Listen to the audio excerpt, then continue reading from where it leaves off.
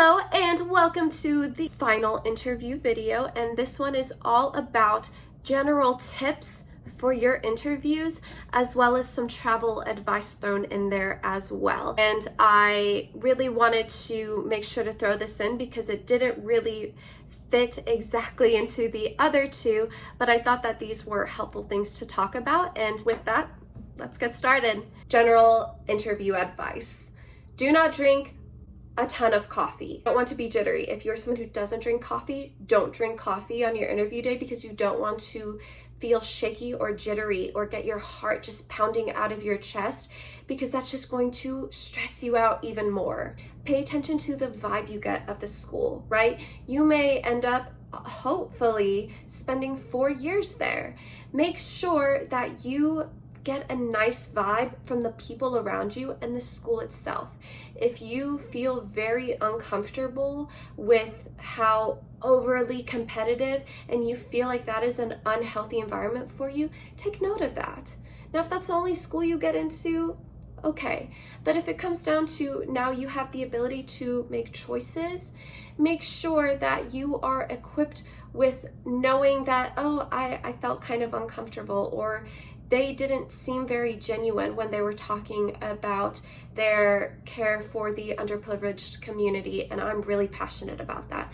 Make sure that you see the school as a good fit within yourself. This one's going to be hard, but don't get too in your head during your interview. Don't get too in your head when you are talking to people around you. It is an interview day, so the other students there are also going to be very accomplished individuals, right? And with talking to other people, you will feel like you are least successful, least competitive applicant there, because when people talk on their interview days, you may find that, wow, they are talking about these really cool successes that they have. Great. Don't get in your head and feel like less because they studied at Cambridge University or because they spent 10 years in Guatemala doing whatever. Look, you are accomplished. You are enough. Do not let yourself fall into the hole of losing confidence in yourself on such an important day to have confidence in yourself, because you are being overwhelmed with everyone talking about their successes. It is an interview. They are going to talk about the things that they feel like reflect well on them in their interview. Look, it's not about that this isn't true or that people are bad for doing this. This is natural. The only thing I am saying is don't let it weigh you down. Let it impact you negatively because you feel less successful than the person next to you. Feel confident in yourself. Feel confident in what you have to bring to the table. As I said, you are successful. You are there. You got an interview spot with whoever next to you seems so accomplished. You are enough. And even if you are not at an interview yet, maybe you are watching this before you have interviews so that you can feel more prepared for what's to come. You are enough, right? It is great that other people have these incredible experiences and are successful in their own right. But that doesn't take away from your own success. This is a bit of a weird one, but if you don't want to be at the interview, don't be there. And what I mean by that is, especially people who may apply to a ton of schools, if that was, let's say, your safety school and you already got into your dream school, but you just got an interview to this school that you know you don't want to go to, don't go to the interview. And the reason why is this is mostly for the sake of other people. Don't take a spot that someone is dying for.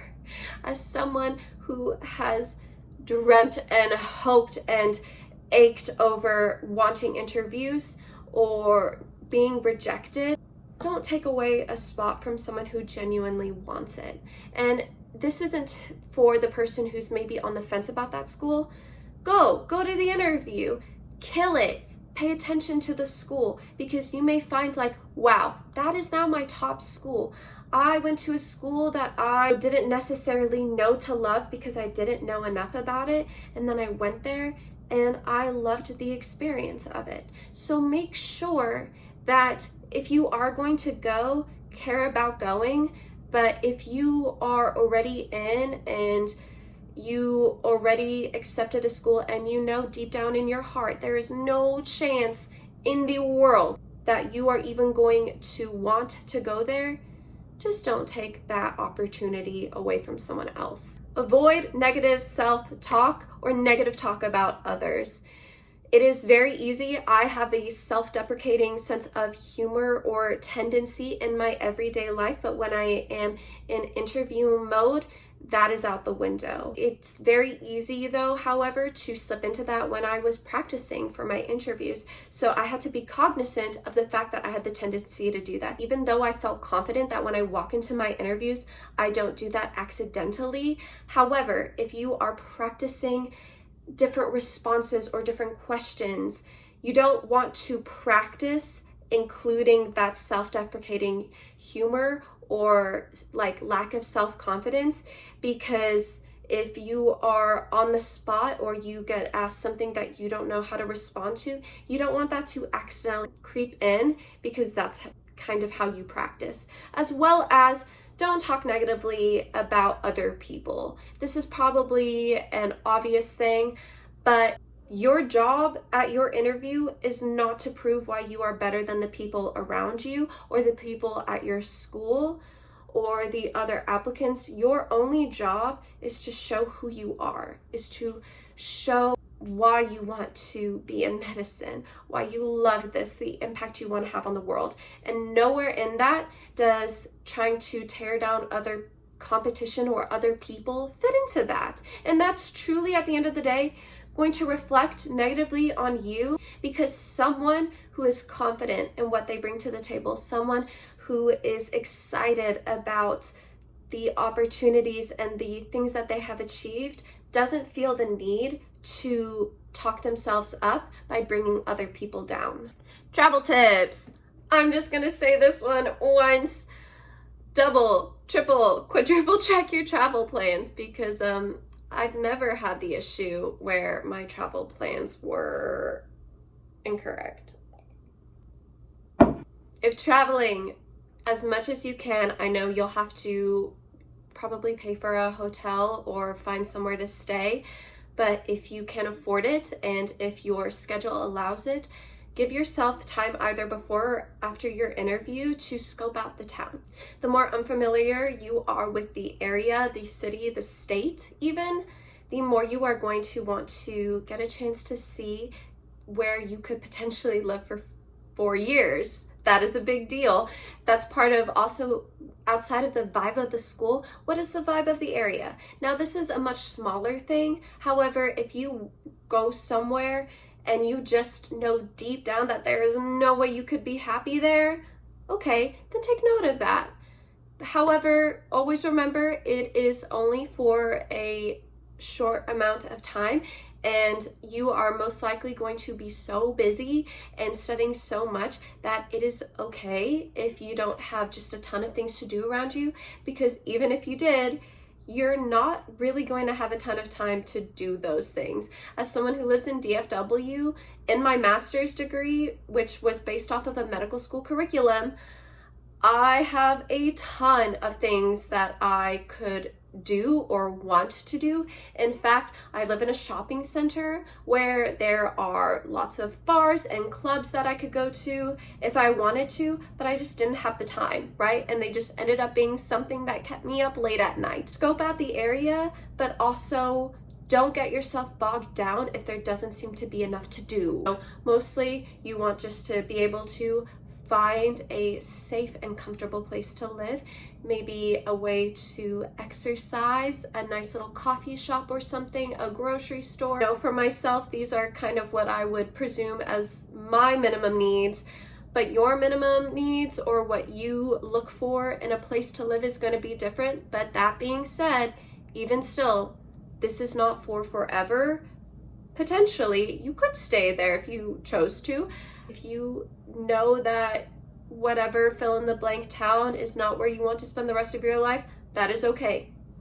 4 years is not that long in the grand scheme of things, especially when you are in medical school. Going off of giving yourself time if you are traveling, I would really recommend you be there the night before. Not for the sake of scoping out the town per se, but to make sure that you are not having to rush to drive somewhere for your 8 a.m. interview or even your 11 a.m. interview, because all it takes is your car breaking down or the tire popping, and now you are in this very high stress and panic state because you are running late now to your interview. Maybe you may miss it, or even if you allotted a lot of extra time, you may have woken up at the crack of dawn to do it. Now, if you naturally wake up at 4 a.m. and your 2-hour drive for your 9 a.m. interview gives you a ton of time. But now what do you do for those 3 hours? When I say be early and sit in your car, I don't mean for 3 hours, I mean for 30 minutes.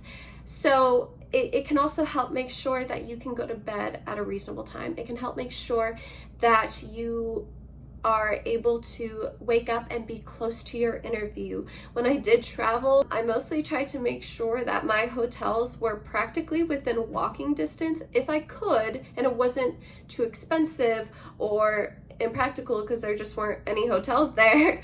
That way, if my car did break down, I could get an Uber, or if it's very close to the school, the hotel I stayed at even had a shuttle, which was great because I didn't even have to drive myself. I hopped on the shuttle with the other person going to the interview, and I didn't have to stress out about parking. So just these are some things to keep in mind when you are traveling for an interview. Obviously, there's a lot more that you could potentially consider for having to travel for an interview, but these are mostly just my basics. This is truly everything that I could have to offer to help you feel prepared for your interview and to leave the best impression you can. And I really hope that this is helpful for you.